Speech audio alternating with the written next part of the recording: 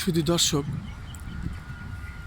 আমি আজও জিয়া উদ্যানে এসেছি এবং এখানে বেগম খালেদা জিয়া এবং শহীদ প্রেসিডেন্ট জিয়াউর রহমানের পাশাপাশি কবরে ওনারা দুজনই স্বামী স্ত্রী সমাধিস্থলে আছেন এবং সেই সমাধিস্থলে আমরা এসেছি। আমরা এসে আগে দোয়া মোনাজাত করেছি।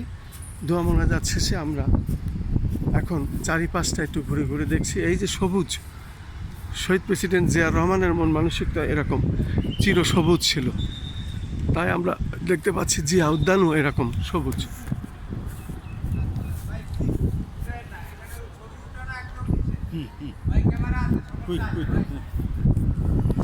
Thank you. আমরা জিয়া উদ্যানের উপর থেকে শহীদ প্রেসিডেন্ট জিয়াউর রহমান এবং মরহুমা বেগম খালেদা জিয়ার সমাধিস্থল আমরা শ্রদ্ধা নিবেদন করেছি। শ্রদ্ধা নিবেদন থেকে আমরা এখন জিয়া উদ্যান থেকে আস্তে আস্তে বেরিয়ে যাচ্ছি এবং জিয়া উদ্যান যে চিরসবুজ এবং জিয়াউর রহমানের মন মানসিকতাও যে চিরসবুজ ছিল, বেগম খালেদা জিয়ার মন মানসিকতাও চিরসবুজ ছিল এবং তারই সুযোগ্য সন্তান আজকে বাংলাদেশের প্রধানমন্ত্রী জনাব তারেক রহমানের মন মানসিকতা চিরসবুজ।